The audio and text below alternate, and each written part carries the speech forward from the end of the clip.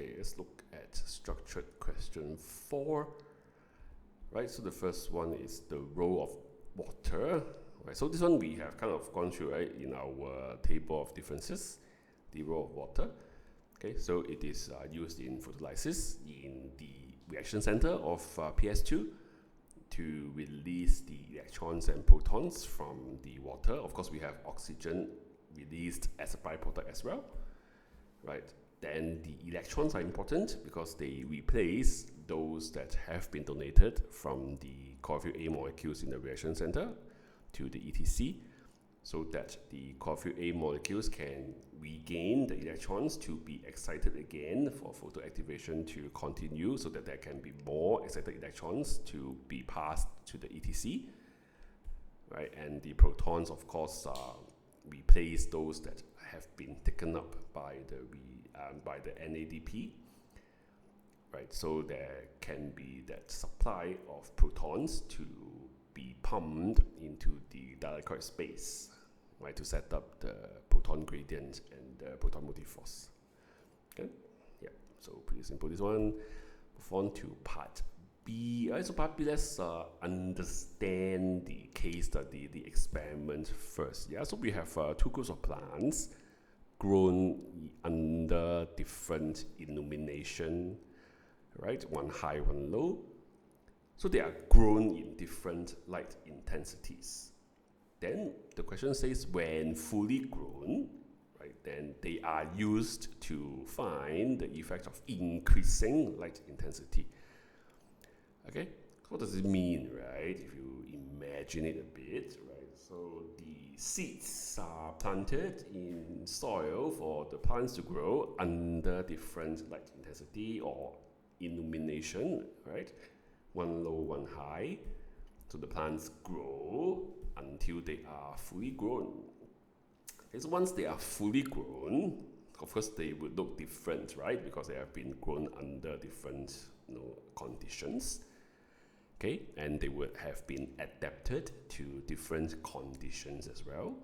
Right, so once fully grown, right, the adult plants are then put together to be exposed to different light intensities or increasing light intensities to see the effect on the rate of photosynthesis on them, right? So this is how the experiment is like, yeah? So once you understand the experiment, then the questions and the answers would make more sense, yeah? Okay, so looking at that, right, how do we explain or rather identify first, right, the condition that each group is grown in, right? So group A would be grown in the high illumination, while group B is the one in low illumination, right? So group A is the one that's adapted to the high illumination or high light intensity, right? So what happened is, you can see from the graph, group A has a higher light saturation point, right? The plateau starts later, right, at a higher light intensity, meaning group A is adapted, right, to absorb more light, so they do not reach saturation point so fast, right? They can absorb more light, they can use more light to carry out photophosphorylation and photosynthesis. Okay, so they are adapted to the high light intensity condition. Therefore, they should be the one that has been grown in high illumination. Right, so for group B, if compared the 2 graphs, you can see that group B has a lower light compensation point, where the part where the graph cuts the x-axis, right, at 0. Okay, so a lower light compensation point means that the plant in group B, right, is able to photosynthesize higher, at a higher rate, at low light intensity. Because light compensation point is the point where photosynthesis and respiration, the rates are the same, right? So when you have a lower light compensation point, means it takes less light, right, for your rate of photosynthesis to equal the rate of respiration. Versus in group A, right, the compensation point is higher, meaning it takes more light for the rate of photosynthesis to reach the same level as respiration, right? So that means our group B is able to photosynthesize more at lower light intensity. So meaning group B's plants are adapted to the low light intensity condition, right, which means they should have been grown in the low illumination. All right, so I hope you understand the reasons here. Okay.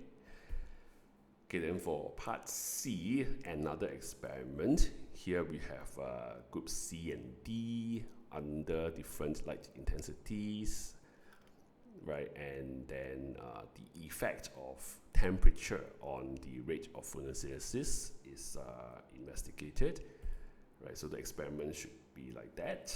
So we have the same adult plant, or the adult plants kind of are the same, right? The question did not say that the plants grew up in different conditions, right? So we assume the adult plants of these two groups are similar, right? But then they are placed under different light intensities, and then the temperature would be changed, right, to find the effect of temperature on photosynthesis. Okay? All right, so obviously our group C should be the one under high light intensity, while group D would be the one under low light intensity, right? Okay, so to account for the differences, 4 marks, right? So I have broken down the answers into different parts. Okay, so for the differences, first, before you account, which means explain, right? Before you explain for the differences, you need to state the differences, right? Describe the differences. So 1 mark to that. So I have 2 differences here, and you just need 1 of them, right? But I have 2 here. I think I'll leave you to read it yourself, right? It's self-explanatory. So one is about the rate of photosynthesis. The other one is the shape of the 2 curves. Okay, then the next one, as for the different groups, right? That's how we have identified. So now comes to the differences, the reasons, right? The explanation. Okay, so the explanation is kind of similar to our structured 3B law. So group C under high light intensity, right? So light intensity wouldn't be the limiting factor. There would be sufficient ATP and reduced NADP. Right? So temperature becomes the one that is more significant. That's why it follows the temperature graph, right? With the increase all the way to optimum, then a drastic decrease. But for group D, because it's under low light intensity, then light intensity is the limiting factor, is the more significant factor compared to temperature, because there is a lack of ATP and reduced NADP. So for the explanation, right, similar to what we talk about in structure 3B, there needs to be a bit of that comparison to see whether it's temperature or light intensity that is more significant. Okay, so again, the explanation quite similar to structure 3B. So I'll leave you to refer to that yourself. Okay, then for part D, right, state and explain, two ways how the thylakoid membrane is adapted. Okay, so number 1 is the presence of electron carriers arranged to form ETC. So the arrangement has a particular order, right? So that's the progressively lower energy level.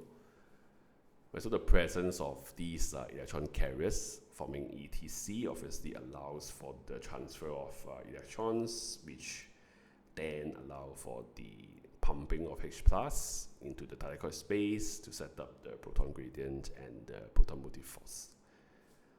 Okay. A second adaptation would be the presence of ATP synthase. So obviously that allows for chemiosmosis and ATP synthesis.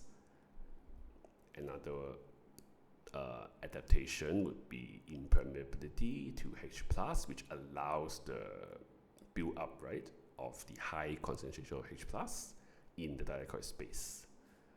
And lastly, the folding, right, as well as the stacking of the thylakoid membrane into granular, which increases surface area for more of the above, right, the electron carriers and ATP synthase, as well as the photosynthetic pigments like the chlorophyll and carotenoids. Right, so the more pigments, the more absorption of light energy, right, the more ETC, the more ATP synthase, then the more ATP and reduced NADP are produced, right, in light-dependent reactions or photophosphorylation. Yeah, okay. Quite simple answer, not too difficult. Okay, so that would be question 4, right?